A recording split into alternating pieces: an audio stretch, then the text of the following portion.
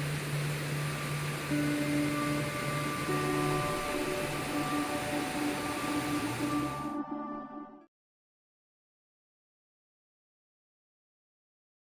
I'm Mark Richardson, Director of the Wethersfield Proctor Library, and I'm sitting here with Sally Harris. We have an upcoming show at the library, Sally Harris and the Bookish Arts, on September 7th, 2025. It's a Sunday, everybody's welcome, and to start it off, we're just here to talk to Sally a little bit about her background with books, New England, she's a Vermonter, and I guess the best way, Sally, is to start and ask, where were you born? I'm not a Vermonter. How long have you been 37 years. Okay, yeah. you're Before that, it was Brooklyn. okay. That's good. Yeah, started in Brooklyn and then went from Brooklyn to Lynbrook on Long Island when they were still plowing the land with horses to make developments. And a nice little development where all the children played out in the streets and their cars were in the garages, and it was a different time, very different time. But anyway, I had good times there. And then as soon as my father died, we moved to Connecticut, which was where my mother's family was from. So that was Stony Creek, Connecticut. And from there I went to Connecticut College in New London, and thought I was going to be the artist that everybody thought I was all through school. But I disagreed fiercely with the head of the art department in my freshman year. So I ended up majoring in classics instead because I loved the classics professor. So then the next year came a new group to the art department, one of whom was just fresh from the Yale graphic design program in 1959, I think he was there. And he saw some potential in the posters that I was making at the time. And so senior year, end of senior year, he said that I should try to get into the program at Yale, where he had just finished. And so I ended up, after my sojourn in England, right after college, a roommate and I went to England on a freighter, and we bicycled around England, and we went to Paris, and then we went to Rome, and we just had a grand old time, and then came back and had to work. So I got a job in New York writing fashion copy for the fashion district, and my roommate was writing book jacket copy for Harper's, I think. And that summer, I decided I would try to get into the Yale program. So I applied in April or May, ridiculous time to apply, and they found a place for me. So and in 1959, I guess I went off to New Haven and had 3 years there, wonderful years. And the head of the design department was Alvin Eisenman, who was a well-known designer and type specialist. And he could see that I liked that kind of work.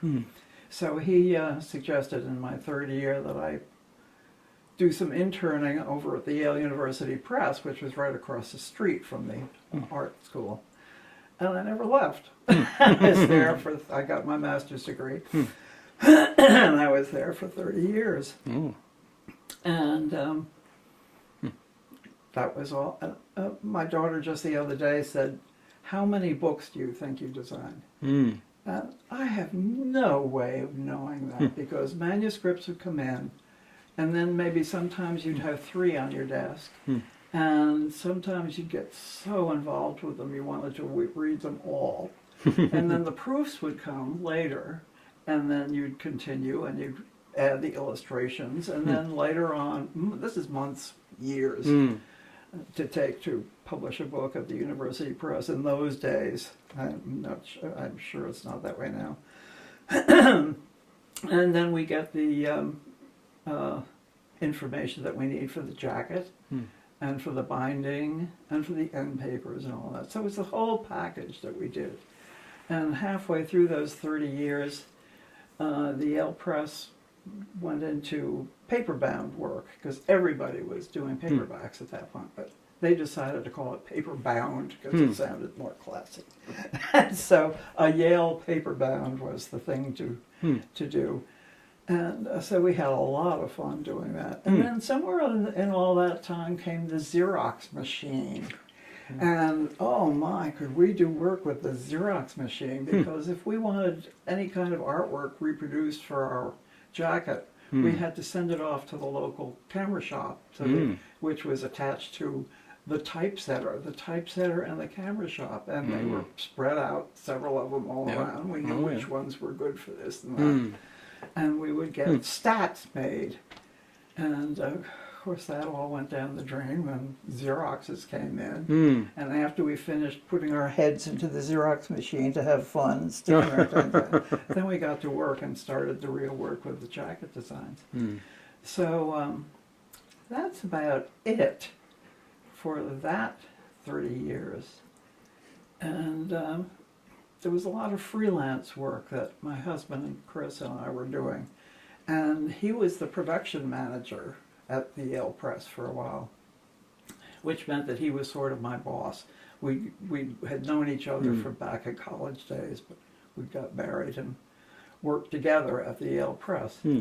And that was great most of the time, but he had a lot of trouble with being a manager and having to sell the jacket designs at the Wednesday meetings. And he got so fed up that he said, I can't wait to get out of here. Meanwhile, the design department was just a wonderful place to play. And so I missed my comrades, my colleagues when we left. But we left in '88 and started looking around for property 2 years prior to that up here. And found this, which was half built at the time. And just looked out the back and said, yes, this is where we want to be. Because before all those trees grew up, you could see Manascutney clear as day. In the winter, you can still see Manascutney through the birch trees and the hardwoods, but it's kind of a cozy forest setting now. And we just loved it and loved it and loved it, and worked in the woods and made paths and did our freelance work. And Chris would sometimes take his little cell phone down into the vegetable garden and talk to China about some book project he was working on. And he thought that was very funny to be down here in the garden talking to China about book production. And so we had a lot of that. And then right off the bat, we met the Hunters. Because when we drove up here to look at this property, we passed by a sign that said the Hunter Press. And I said, oh boy, and there was a paper truck parked in the driveway. He said, this is our place. So sure enough, I called Armstrong a couple of days later and introduced myself and said, we're here. And he said, oh, Edith will want you. And so Edith called shortly thereafter and said, come on over to dinner. And that started us with everything connected to Wethersfield. And we made lifelong friends and did work, publishing work for the Historical Society. So some of the books on display are historical books from this town.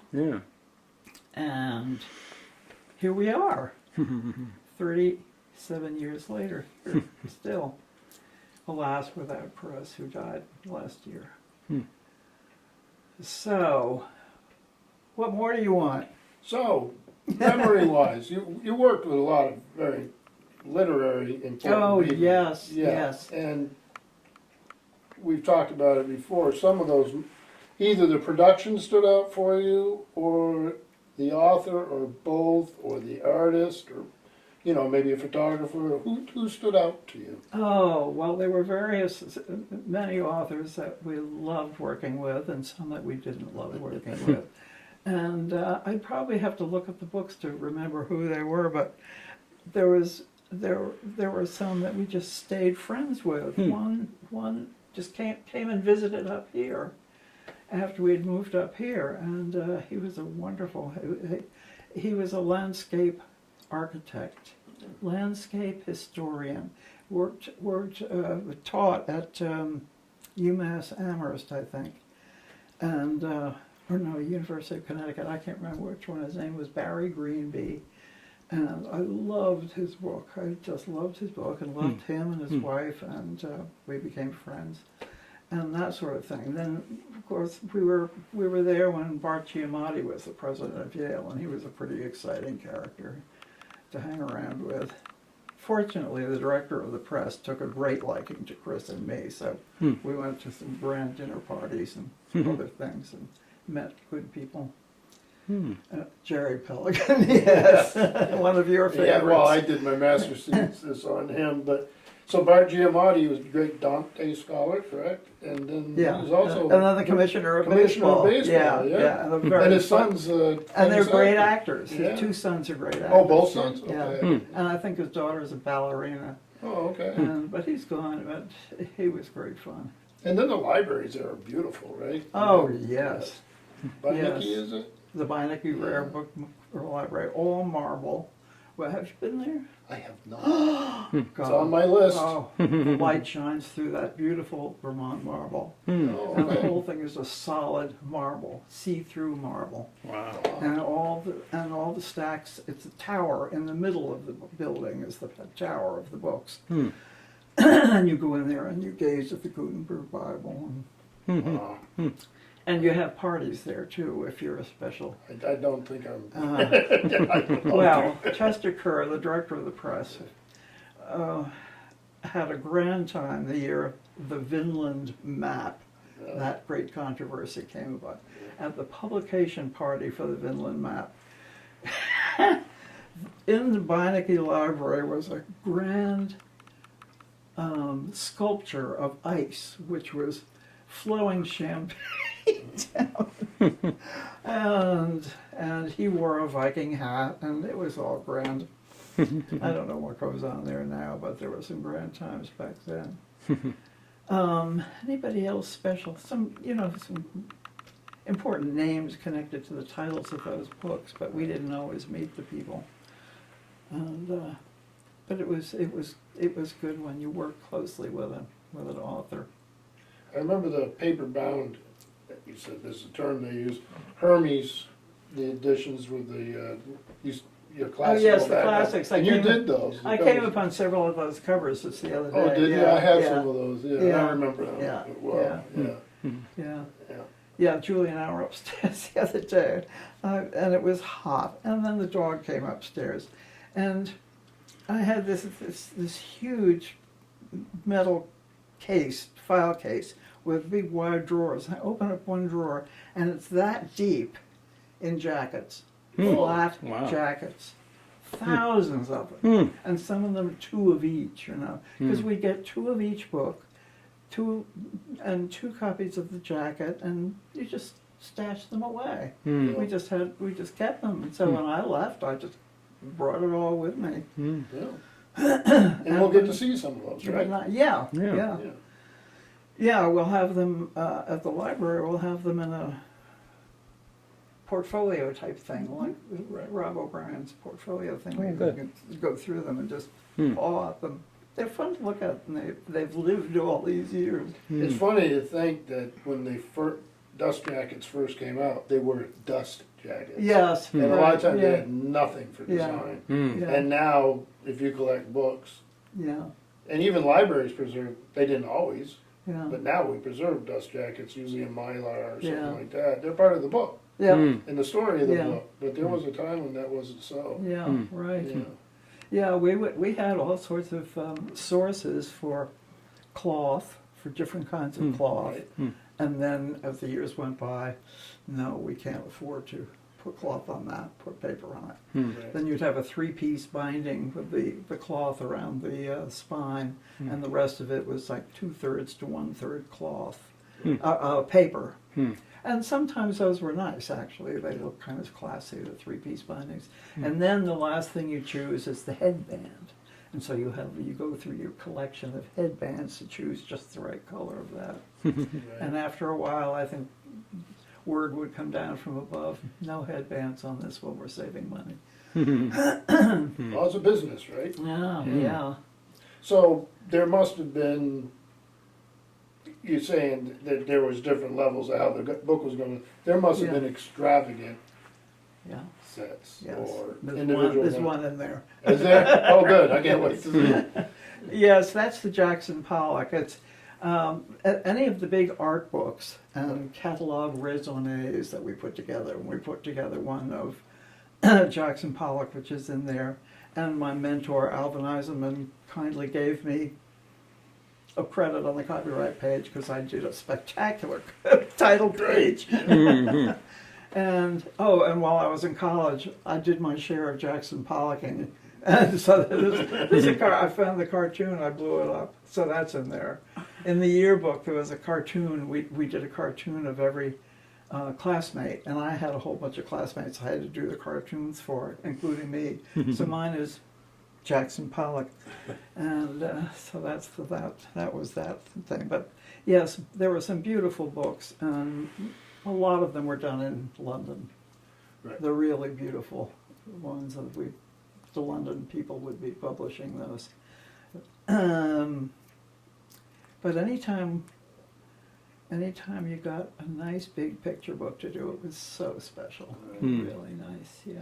But you talk about the copyright page. Now, I've seen many of them with your name on them. Yeah. Because I know there when I look at Yale Press. Yeah. So that must have been not totally uncommon. I mean, for you to get the credits because I've seen them. Yeah, Right. but I wasn't. It was Alvin's project, the Pollock set. The Pollock set, okay, It I was understand really now. his, and he and Chris had to battle because Alvin was a very carefree guy. He would sort of come and go at his own pace, and yet everything eventually got done and beautifully done. But my husband was a driver in the managing department. And so he took it upon himself to be happy to be able to scold Alvin, the great Alvin. So did Alvin do the Vinland? Was that him on that too? Who did that? No, I think my superior, whose name was John McCrillis, who was a great calligrapher, I think he lasted well over the age of 100. Wow. He never died. I think he finally did. But he was a beautiful calligrapher, and I took calligraphy from him, and I loved calligraphy myself. So that was my favorite thing, was the typography part and the lettering. And I was telling Julie the other day that one of my favorite classes was the last one that Alvin taught for the third-year students, was the history of typography. And as an assignment, he gave us whether each had a separate typeface font to work on. I can't remember if we all used one, but we had to blow up the letters this big. We had complete photographic services in our department. Blow up the letters and trace them. So we knew exactly what each serif was doing in every typeface. And for the rest of my life, I would just open up a book and look and see. And both of us, we would do that. We would look Adds life to the book, right? It tells a story about the story. You know? Yeah. Yeah, and so anyway, Alvin gave me the name on the copyright page for the Pollock because I had great fun designing the title page, as you will see.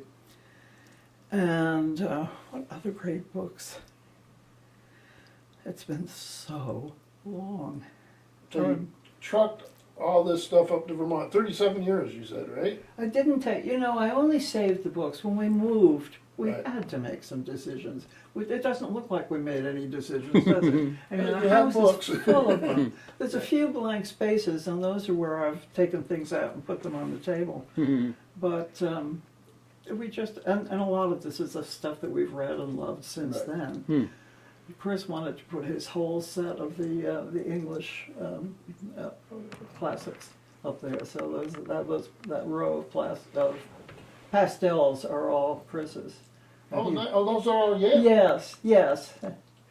Oh, He okay. loved that set. That's The shelf below with the three Charles Wilson Peels, those are mine. And for some reason I kept those because I like them. But a lot of these little skinny books are what Chris produced at the Chatham Press, which Right. was his own publishing company. Right. And then I see you have Trollope. Oh yeah, well, I just love Trollope. I think I'll start it again. How many times do you think you read it? Huh? How many times do you think you've read them? No, just one each time. One each I time? haven't done any repeats. Yeah. And it's time to do a repeat, I guess. There you go. Of Jane Austen and Trollope. My favorites. Yeah. So that's neat. Yeah. I mean, I've never seen these before. So. Yeah. This is a photograph that I think the marketing director went around one day to take pictures of everybody at work. And so that was me sitting at my drawing table, working on this very book, Jackson Pollock, which isn't really a book, it's a doorstop. There's its title page, which I love to pieces, and I got credit for that. And this is what it is, complete. 4 volumes in this box. And I can't lift it, somebody else has to lift it to take it downstairs. Oh, and here's the cartoon that I talked about in my college yearbook of me doing a Jackson Pollock. Can you just elaborate on the author a little bit? On the author? Yeah, Jackson. Well, Jackson Pollock was a great painter in the 50s, 60s. Okay. I don't forgotten when he died, but he was famous for his drip paintings. Oh. And that's what I was doing there in that picture. Okay. I love this particular print by Joseph Halbers, who was internationally known for many years. He came from the Bauhaus in Germany, and he ended up teaching painting at Yale. And this is a sample of his interaction of color. And we all took a color course, and it was fascinating to learn about how this color is actually this color, but it looks different when it's next to the other colors. Anyway, that's a pretty one. And it declared the color that would be used in the rest of the room, I think. These are the drawings of Joseph Albers, the same man that did these. But he also did lots of drawings, and that's what's published here. And the rest of them are just pretty much things to look at. Here's a book that Chris and I did for Dartmouth some years back, a complete picture album of Dartmouth, which was probably not around for very long because everybody was buying it. And here's a picture of Chris and me. Okay. And at our retirement, they asked us to pick out a book to take a picture with. And so he chose The Surface of Mars, which was a big, beautiful book that he designed. And I chose The Game. The Harvard-Yale football rivalry from 1875 to 1983. Let me focus in on that. And so that was fun to work on. And then there are nice picture books. Paris, A Century of Change. Hold that up for a bit. Yeah. And Space and Spirit in Modern Japan by the same author who did one of my favorite books called Spaces, Dimensions of the Human Landscape. Beautiful, interesting pictures there. And while I was designing for Yale, I also designed a lot for the university, for the Yale Press, for books. I also designed for other departments of the university. And this was not part of Yale, but it was the Berkeley Divinity School. And I became very friendly with some of the students there at the time. And but that was back in the time when they were first beginning to bring guitars to churches. And so it was kind of fun to put this together. And that was Berkeley, California? Berkeley Divinity School in New Haven. New Haven, oh. Yeah, Episcopal Divinity School, yeah. A wonderful group. And, okay. Yeah, that's better to do it over here. Two of my poetry books. Oh, hold them up for a bit, Okay. so I can focus. This is one of my favorite jackets. The Yale series of younger poets is still producing poets every year. Every year, manuscripts pile up, and a little committee chooses who's going to be the poet of the year. And this one is called The Evolution of a Flightless Bird. Is that it? Yeah. By Richard Kenny. And the nice story connected to that is that we've turned out this year to find out that Richard Kenny was a really good friend of Willis Wood's and George Ainley's. They were all classmates at Dartmouth. And so when we found that out, sure enough, he came to visit Willis one weekend. And so Willis and Tina brought him over here, and he got to meet his book designer. All the years back, he looked like that. He doesn't look like that anymore. But he's a lovely guy, just a lovely guy. Things like that. Hold it up. Okay, and then you can turn it around and see a picture of him, he said. Yeah. Okay, good. Yeah, that was a treat.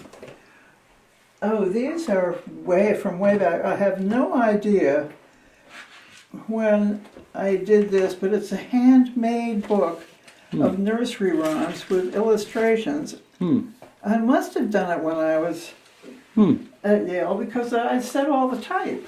Yeah. Yeah. But I made all those drawings, and I don't remember doing all those elaborate drawings. Really? Wow. Look at that. Yeah. Well, look at that. Wow. And there's no colophon, so I have no idea when I did it. But it popped up anyway. And this was my thesis for my master's degree. We all had to we had to design, set, print, and bind 20 copies of something. So I chose my favorite Latin poet from my college days, Catullus. Catullus' love poems. And I made all of these cut-out letters. I think they must have been linoleum cuts. And I couldn't possibly set all the type, so I had the type set locally. But I did put all the initial letters in. Yeah.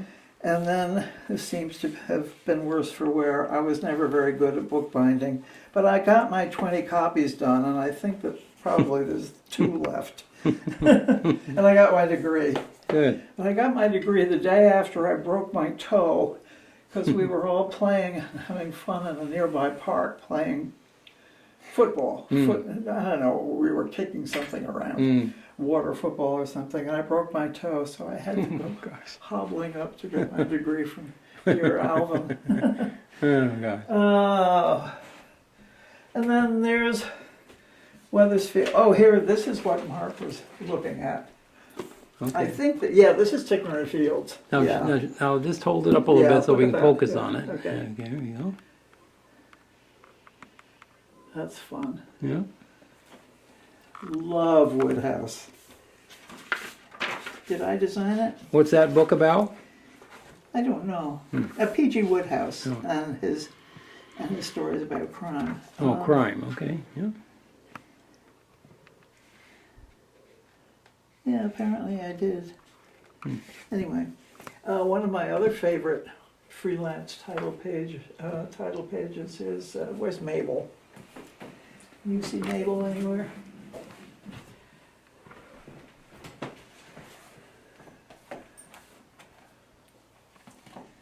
No. Now, who is this? Mabel Normand, an old silent movie actress, Oh, okay. Yeah.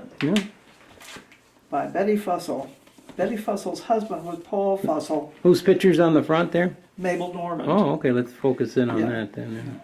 Thank you. And Good. Betty Fussell is a great author, and her husband was also a great author and my sophomore English teacher in college.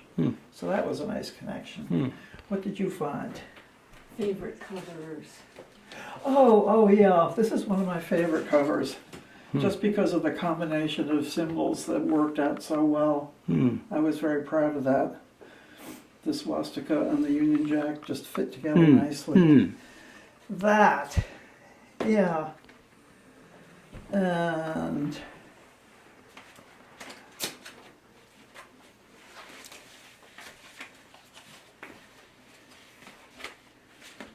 Heritage. Does this work to hold them up Sure. like this? Yes. Just do Yes. this? This looks good. Now just Okay. explain them a little bit when you go through them. Well, So, the title, I can't really explain what it is. I mean, who is it? Who is it? Hannah Arendt. Okay. And this is the story of the Globe Theater, A Life in a Wooden O. And that kind of says what it's all about. Inside NASA. Yeah.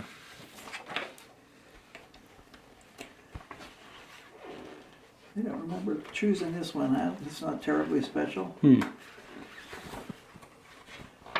I think that was maybe in the throwaway pile. Oh, and there's another poetry cover. Okay. The Antitrust Penalties, a study in law and economics. That was sort of fun. And Stabilizing an Unstable Economy.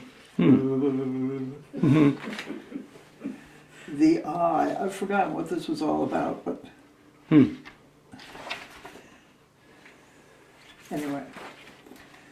And Feminism, Grounding of Modern Feminism, Nancy Kopp. The Spellbinders, Charismatic Political Leadership. Oh, wow. Now, what year was this with the women?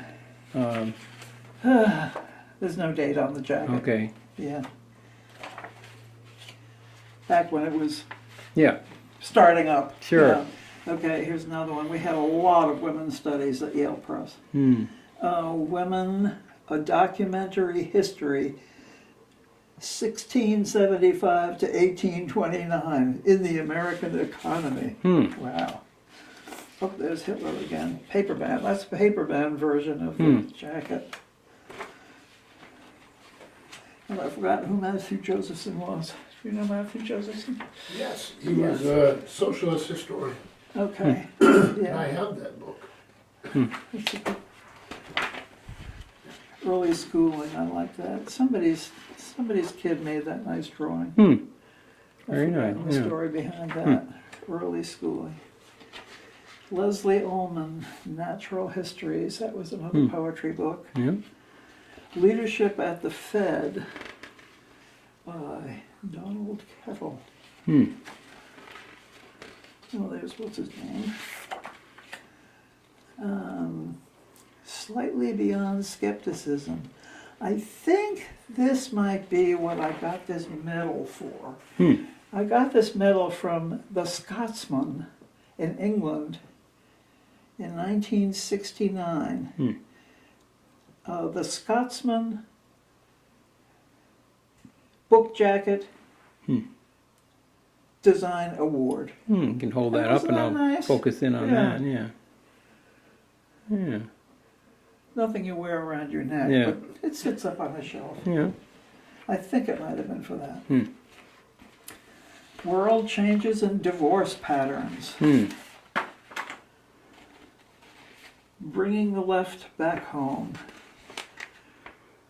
Those So were you've the had days. pretty much free reign on what you wanted on there, or they had some ideas of Oh, what they there were wanted? definitely some. Yeah. I mean, really pure design ones. Yeah. But some people had Okay. ideas about Okay. what to do. Some of the poets would give me an image, Yeah. like the flightless bird one. He definitely had that in Okay. mind. Yeah. And he gave it to me. Okay. German white collar workers and the rise of Hitler. So that's a good show. For the Wethersfield Historical Society, memoirs of various historical Yeah. members. And Edith Hunter would usually put them together, or using some kind of combination of pictures and writings from the people themselves. There's Winnie Perkins. Who's that? Let me get focus in on that. Okay. Okay. Vera Gould Murray. Yeah. And this is a book by Becky Tucker. Oh, yes. Yeah. Yes. You probably remember this. Yeah, I remember. Everybody's got a copy of that. Right. But I put it together for her to publish. Because all the houses that were taken out for the Yeah, flood that's control the Joe dam. Stoughton house being Yeah. trudged up the Yeah. road. Yeah. Yeah. And these are just. This was the basis for the sign out in front of the Historical Yeah. Society. Yeah. Very nice. And oh, this was a music festival that we had going, the Weathersfield Music Festival. I did all the posters Yeah, for that for very nice. several years. Hmm. And I loved that. Yeah. This was our, Well, I can focus in on that because that Yeah. might be less glare, actually. yeah, that's the same as the poster in the Yeah. bathroom. Yeah. No, that was in That was in 2011. 2011, yeah. 2011. The Okay. 250th anniversary. I took the picture too. It was a Really? real good picture of Yeah, it is. the, Very nice nice. picture of the church. The color, the leaves. Yeah. And we used to have every year something called the Frippery. Hmm. And that's the poster that I made for that. I Hmm. kept changing it out. What's after that? year. What is it? Oh, a used stuff sale. Oh, okay. We're empty your cellar and just bring it to us. We ran out of places to put things. Yeah. Oh, and then Ernie Shand ran for the legislature. Yeah. And he was our legislator for about 10 years, I think. Yeah, let me focus in on that a Yeah. little bit. Yeah. Good. Yeah. Oh, this was the program for the Weathersfield Music Festival. Your job has never stopped. Oh no! The mentor that I had at college that told me to go to this program at Yale said, "You will have a portable profession for Yeah. the rest of your life." Yeah, right, right. Absolutely right. Yeah. And it's Yeah. been such an enjoyable one. Yes.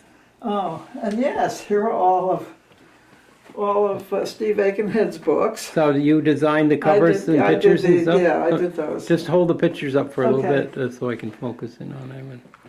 Yeah. Okay. Weathersfield Tales. Okay. Weathersfield Tales more. This is Weathersfield Tales. This is the first one, I guess. Okay.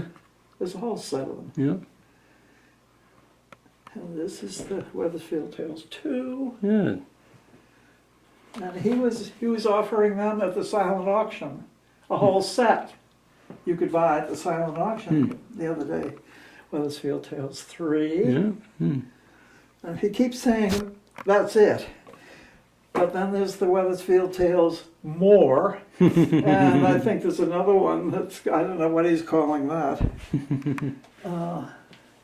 Oh, here's a history I made of a history of Connecticut College. I worked with the woman who was the author, was the dean of freshmen when I was there. All the And that's years I in New was there. London?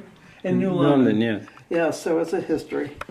And I think I told somebody the other day that the money that I got paid for this bought the couch that's in the living room. Oh, okay. There you go. Okay.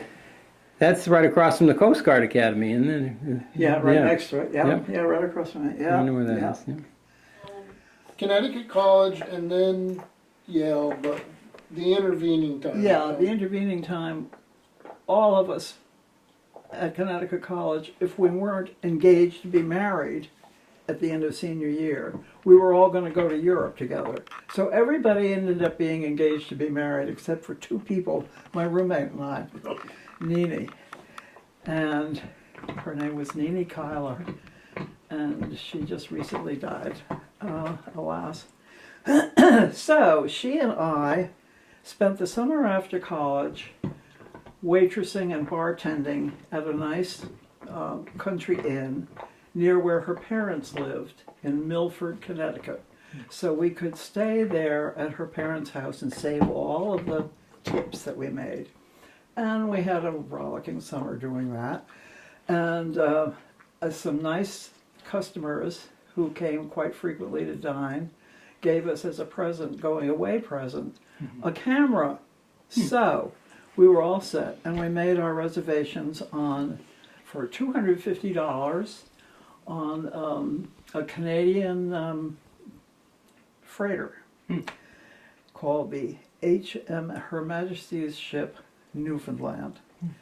And it carried mostly Raleigh bicycles and a lot of other stuff, and some passengers. It wasn't very big. So we set off from Boston, and we stopped in Halifax. No, we set off from Halifax. No, Boston to Halifax, and then to St. John's, Newfoundland, where we had a few days while they were unloading bicycles, and so we watched a few football games, and by that time we had gotten pretty friendly with the crew. And the crew would have parties down aft every night, and they liked us too. So we and the crew, this is 1957, and we were 21 years old, and they were much older. And over in Liverpool, where we were headed, there was this little group called the Beatles that was forming. And anyway, we would go down aft for beer and singing after these suppers on board. But in order to have a beer with the crew, you had to sing something. And they were all wonderful, jolly singers. There was a guy that played the spoons, and they sang all these marvelous old songs. And so we came up with something from the 1920s called Harmony. And so we became the Harmony Girls. And we just fell madly in love. After 10 days on this ship with all these characters, you fall in love at least once. Yeah. And so anyway, we landed at Liverpool, and half the crew wanted to take us to meet all their relatives and have some more parties in Liverpool. So I just have a vague recollection of one night just tootling around to these families' houses. You couldn't understand a word they were saying in Liverpool, and just having a marvelous time. And then The finally we accent got is so thick, and that's yes, what I mean, yeah. yes, and they were all so happy to see their boys off the ship. So anyway, we parted and finally got our bicycles and set off on our journey. It was Europe on $5 a day. We had the book, and it was true. It was really true. We went from hostel to hostel. And we started about 5 o'clock one evening, going across the bridge from Liverpool, not having any idea where we were going. And my mother was very nervous about me going on this trip anyway, and I can understand now why. Madness. So we finally got on our bicycles and kept going. We just went from hostel to hostel and had a wonderful time. And we finally got to sell our bikes, I think, in Oxford. We wandered around Oxford, and then we went to London, and we stayed with some good family friends of Nini's who lived in London, and so we got to walk all around London and enjoy the Buckingham Palace and the guards especially. And we were determined to make one of the guards laugh, and we ended up doing that one day. And let's see, then what happened? Around London and then over to Paris. And then we wandered around Paris, but we were pursued by a couple of Algerian young men who wouldn't let us alone. We even went into the Louvre one day, and there they were following us. And one day we just couldn't bear it any longer, so we dumped all our money on the bed and counted it up and decided we had enough to buy train tickets to Rome. So that's what we did. We bought train tickets to Rome. And then on the train to Rome, of course, we fell in love madly with people that were on the... And we couldn't understand them, and they couldn't understand us, but we drew a lot of pictures, and we had a lot of fun. And so then we landed in Rome, and our hostel there was a nunnery. And so the sweet little nuns were very critical of us coming home quite late every night. But they put up with us for our $5 a day or whatever it was.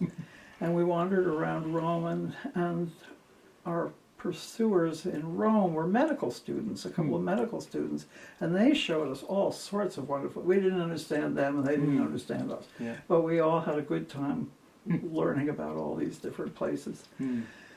And then we had to come back because we had our tickets to go back, and so we ended up taking the same ship back. We took over, so we renewed all of our fun relationships with the crew and everything coming back. Now the name of that ship was? The HMS Newfoundland, Okay. otherwise known as the Goofy Newfie. Okay. And so anyway, our people, we got home around Christmas time. Yeah. And What a then, trip. of course, had to set to work, and Yeah. I ended up living with my sister-in-law, with my sister and brother-in-law in New Jersey, and commuting into New York to work, and then going to the design program at Yale. Now, did you see the Beatles over there? No, because they had. I checked the timing, and it was just 1957. Oh. McCartney and Lennon, I think, just got to know each other. Oh. So they had just started together. Yeah. So it was probably the next year that they formed. Hmm. But and we of course didn't know anything about that. Yeah. So the Vermont connection was Nene, my dear friend Nene. When she got her job in New York, she finally fell in love with this great, wonderful, tall, gangly fellow named Nathaniel Werman. And he was, I don't know what he was doing. He was kind of ambling around down the village, and I've forgotten what he was doing. But he was a good deal older than her, than both of us. He ended up marrying her, and they took off for northern Vermont, Franklin, Vermont, where he was going to help run a local newspaper. And they moved into an old farm and proceeded to have 5 kids.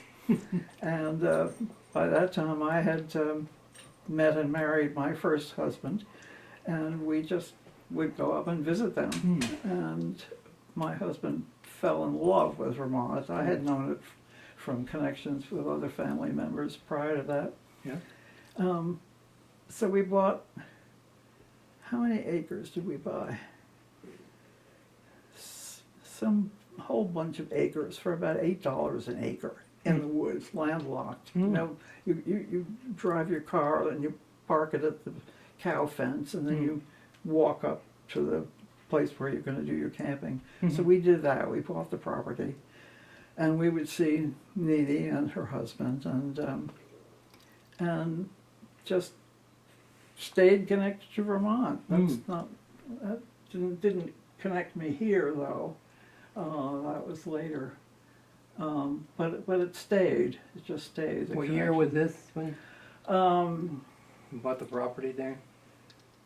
65, 66, Okay. late 60s. Yeah. So we had that hunk of land, and the fellow that I married had these 2 lovely daughters who are still close to me, except unfortunately one of them died in April. But the other one is still around, and she's very much a part of this whole event.